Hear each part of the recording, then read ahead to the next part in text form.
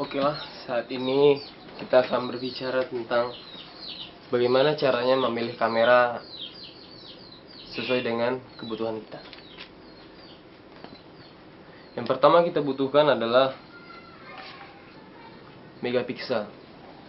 Dalam memilih sebuah kamera itu, megapiksel merupakan hal yang cukup penting yang akan kita pertimbangkan jika kita memilih kamera. Jadi kebanyakan dari kita selalu memilih kamera yang berpikselnya besar. Contohnya 24 megapiksel, 18 megapiksel. Itu harus kita sesuaikan dengan kegunaan kita sendiri. Jadi kita kalau ingin memilih kamera yang seperti itu, sesuai dengan kebutuhan kita, sesuaikan dulu. Jadi jika kita ingin menjadi fotografer atau menjadi seorang pecinta fotografi yang selalu akan mencetak fotonya besar seperti 24 inci, 34 inci, maka kebutuhan piksel yang besar merupakan pokok utama untuk Anda. Jadi jika Anda hanya menggunakan foto tersebut hanya untuk diupload di media sosial ataupun jika dicetak ukuran 5R, maka sayang jika Anda memilih kamera berpiksel besar untuk kebutuhan yang seperti itu, karena kebanyakan memang kamera-kamera yang berpiksel besar itu harganya memang lebih di atas. Jadi kalau di Canon kita bisa melihat di sini di bagian quality ini, kita bisa melihat berapa maksimal megapiksel di kamera kita yang dapat dihasilkan. Jadi di sini ada kamera 60D Canon. Dia memiliki 18 megapiksel. Ini merupakan maksimal piksel yang bisa dihasilkan kamera ini. Jadi kita bisa juga mengaturnya menjadi lebih kecil sesuai dengan kebutuhan kita. Jadi semakin besar pikselnya, maka semakin besar juga gambar tersebut bisa dicetak jadi besar. Atau jika kita hanya ingin memerlukan gambar-gambar yang hanya untuk diupload di media sosial atau dicetak-cetak kecil, masih banyak kamera lain yang menjadi pilihan Anda untuk menghemat anggaran. Selanjutnya, untuk memilih kamera, Anda juga harus perlu melihat kamera tersebut full frame atau tidak. Jadi kalau kamera full frame ini biasanya terdapat di kamera DSLR ya, yaitu digital single lens reflex, yang sekarang banyak dijual di mana-mana dan banyak juga yang sudah memilikinya. Jadi sekarang ini kamera full frame itu merupakan kamera yang cukup mahal karena dia memang menghasilkan gambar yang cukup bagus, sangat bagus. Jadi sekarang ini terbagi menjadi kamera full frame, kamera crop sensor,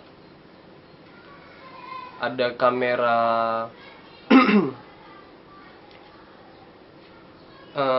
mirrorless. Jadi kalau kita memilih kamera yang full frame, tentu saja budget yang harus kita keluarkan cukup besar untuk itu. Jadi di kamera SLR ini terbagi dua dia. Ada yang full frame, ada yang crop sensor. Jadi crop sensor ini merupakan evolusi dari kamera full frame. Jadi kamera full frame ini memang dari dulu sudah ada, dari sejak kamera analog, merupakan kamera yang memiliki besaran sensor itu sekitar 135, cukup besar. Jadi setiap gambar yang kita foto, misalnya kita mau foto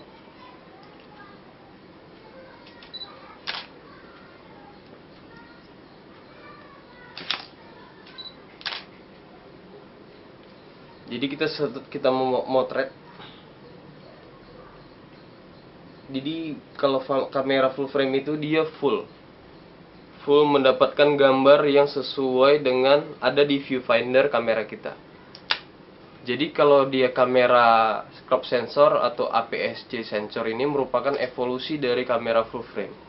Jadi karena kebutuhan akan kamera SLR ini sangat tinggi, maka para produsen kamera berpikir jika hanya kamera full frame aja yang ada di pasaran, maka daya beli masyarakat juga makan tidak sanggup untuk membeli kamera SLR, karena jika semua SLR memiliki sensor full frame, maka harganya akan sangat tinggi. Jadi diciptakanlah kamera SLR yang memiliki sensor APS-C. Jadi contohnya kamera sensor APS-C ini seperti Canon 60D ini. Walaupun 60D ini sudah cukup untuk yang serius dalam dunia fotografi, tetapi kamera ini belum jadi kamera full frame, dia masih APS-C sensor. Jadi sensornya merupakan sensor crop. Jadi sensornya lebih kecil dari sensor full frame. Untuk lebih itu, produsen kamera tersebut memang menciptakan APS-C ini supaya memang harganya lebih terjangkau. Terbukti sekarang untuk seseorang yang memiliki kamera SLR tidak susah menjumpainya, karena di zaman sekarang ini sangat banyak yang memakai kamera SLR seperti ini.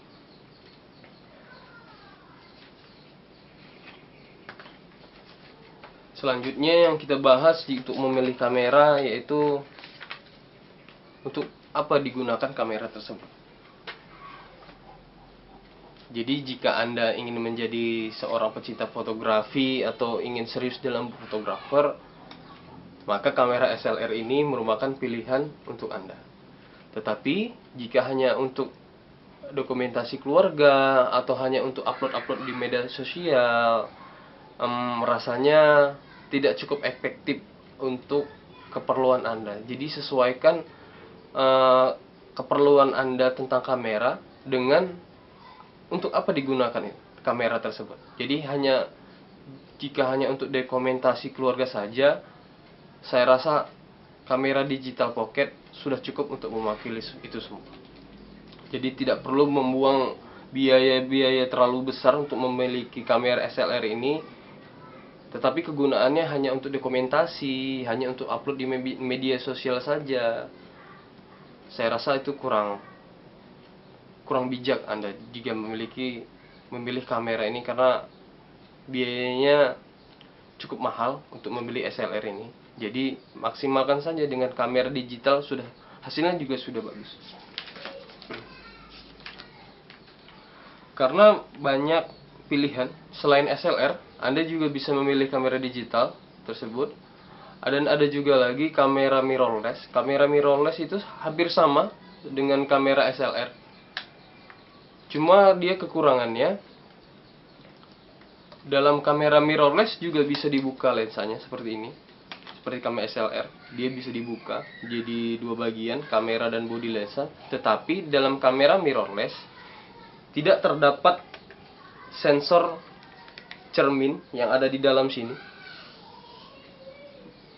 maka disebutlah namanya mirrorless. Jadi kamera tanpa kaca sensor. Hanya itu yang membedakan kamera SLR ini dengan kamera mirrorless. Dan mirrorless sekarang ini sangat digandrungin banyak oleh wanita, perempuan, karena bentuknya yang simple, kecil, bisa dibawa kemana-mana, dan hasilnya tidak kalah dengan kamera SLR seperti ini. Selanjutnya, jika kita memilih kamera, lihat juga perlengkapan fitur-fitur yang ada dalam kamera. Jadi, oke, selanjutnya tentang fitur kamera. Sebaiknya, jika Anda ingin memilih kamera, untuk membeli kamera, pastikan Anda tidak memilih fitur-fitur yang tidak penting untuk Anda. Jadi seperti di kamera Canon atau Nikon, untuk sekarang ini sangat banyak sekali fitur-fitur yang mendukung dalam kamera, yang sebetulnya untuk sebagian orang itu tidak penting. Karena semakin banyak fitur dalam kamera tersebut, maka harganya juga makin mahal. Jadi seperti contoh, seperti di kamera Nikon D90 atau di Nikon D7000, fitur GPS sudah terdapat di kamera tersebut, yang makanya bisa membuat kamera tersebut harganya jauh lebih mahal dengan kamera-kamera yang lain. Maka dari itu sebenarnya kalau hanya untuk keperluan yang tidak penting untuk GPS, maka tidak usah dibeli kamera-kamera yang sudah ada GPS-nya. Atau seperti di D7000, kamera Nikon D7000 terdapat fitur wireless, jadi yang bisa memudahkan kita jika ingin upload di media sosial cukup dengan kamera tersebut, karena dia bisa menghubungkan dengan wireless wifi, jadi bisa tersambung dengan koneksi internet. Selanjutnya seperti di kamera D60D ini terdapat fitur pelengkap seperti LCD footer seperti ini. Jika Anda hanya memakai kamera untuk hanya foto-foto saja, hanya sekedar untuk dokumentasi, Anda tidak perlu memilih untuk mendapatkan kamera yang memiliki LCD lipat seperti ini, karena harganya akan jauh lebih mahal dengan kamera yang LCD-nya tetap berada di sini, tidak bisa diputar. Karena kebutuhan untuk LCD putar ini merupakan untuk memudahkan seorang yang bergelut dalam usaha dunia fotografi untuk mengambil beberapa gambar yang memiliki sudut yang sulit. Jadi ketika kita memotret dari atas, kita bisa melipat LCD tersebut, dan jika kita ingin foto sendiri, LCD-nya bisa diputar-putar seperti ini. Jadi untuk memudahkan kita untuk mengambil gambar dengan berbagai posisi dimanapun. Jadi untuk menghemat anggaran biaya Anda, pilihlah sesuai dengan kamera yang fitur-fiturnya sesuai dengan kebutuhan Anda. Jadi jangan membeli kamera yang memiliki fitur-fitur yang canggih, tetapi kebutuhan Anda tidak sampai seperti itu.